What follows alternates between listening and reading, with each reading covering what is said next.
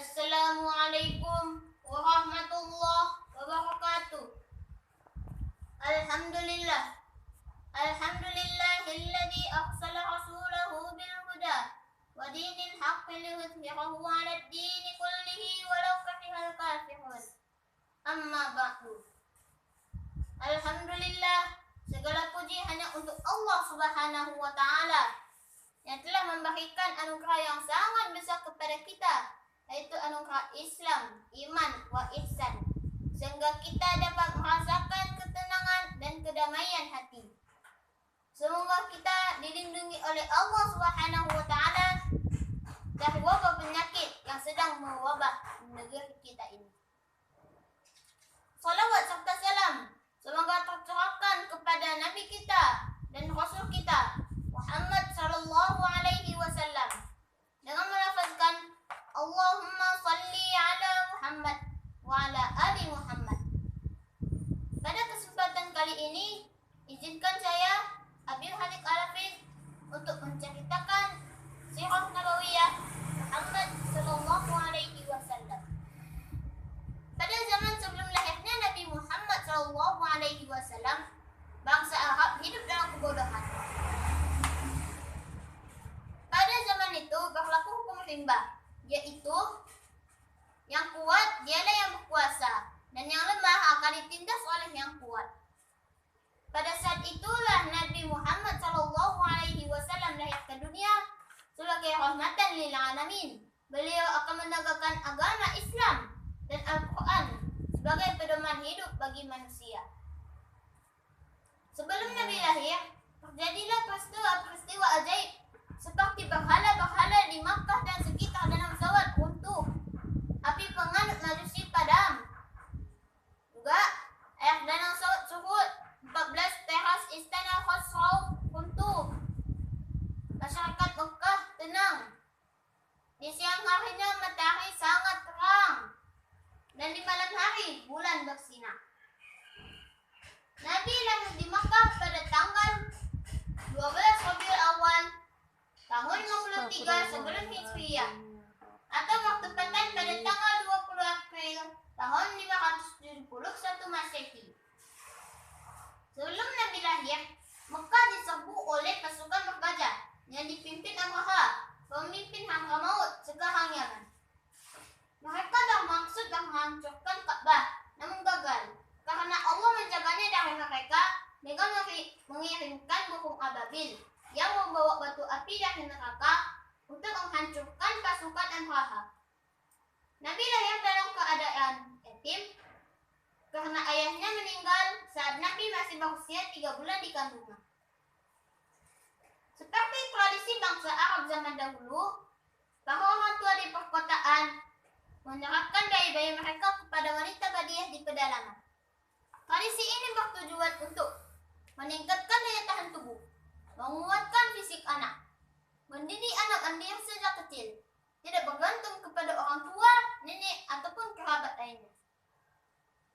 Saat Nabi lahir, kakeknya mencarikan ibu susuan untuknya, hingga akhirnya Nabi diserahkan kepada Halimah As-Sa'diyah selama 4 tahun. Pada usia 6 tahun, ibunya mengajaknya ke Madinah. Namun, di saat mereka berada di tengah perjalanan pulang, tepatnya di Abwa, ibunya Aminah jatuh sakit dan akhirnya meninggal dunia. Sejak saat itu, beliau menjadi anak yatim piatu. Setelah ibunya meninggal, beliau diasuh oleh kakeknya Abdul Muttalib. Ia merawatnya dengan penuh kasih sayang. Namun 2 tahun berselang, kakeknya pun meninggal dunia. Sebelum meninggal, ia berwasiat agar anak Abdullah itu diasuh oleh pamannya Abu Thalib. Pada usia 12 tahun, Nabi berdagang ke Syam, sekarang Suriah, bersama pamannya Abu Thalib.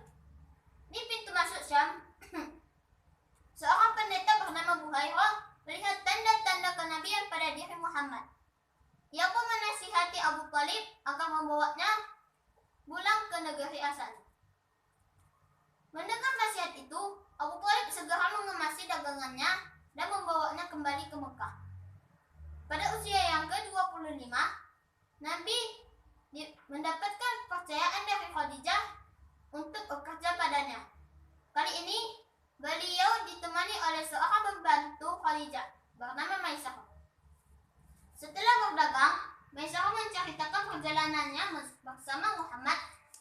Khadijah. Seperti caranya berdagang dan peristiwa-peristiwa yang terjadi di saat berdagang. Cerita dari Maisarah membuat Khadijah jatuh cinta pada Nabi.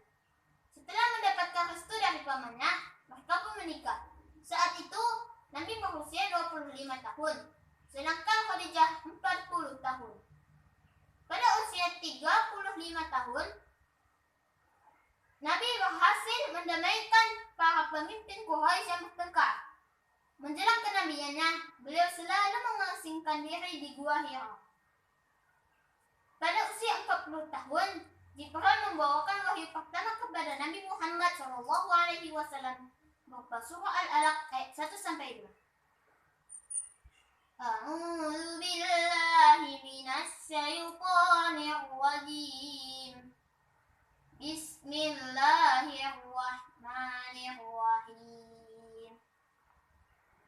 Iqra bismi rabbikal ladzi khalaq. Khalaqal insana min 'alaq. Iqra wa rabbukal akram. Alladzi 'allama bil qalam.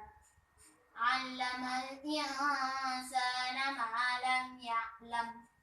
Shadaqallahul 'azim. Sejak saat itu, beliau menjadi nabi dan rasul terakhir. Berbagai perjuangan telah ia lalui, seperti penolakan kaum Quraisy, hijrahnya Nabi dari Mekah ke Madinah, perang Badar, pengkhianatan kaum Yahudi Madinah, hingga penaklukan Mekah. Pada akhirnya, Rasulullah Shallallahu Alaihi Wasallam meninggal pada usia 63 tahun. Pada tanggal 12 Rabiul Awal tahun 11 Hijriah atau 8 Juni 432 Masehi. Alam semesta berduka. Bahkan Anas bin Malik, pembantu Rasul, menggambarkan bahwa tiada hari yang lebih terang di Madinah selain hari ketika Rasulullah datang, dan tidak ada hari yang lebih buruk dan muram selain hari saat Rasulullah wafat.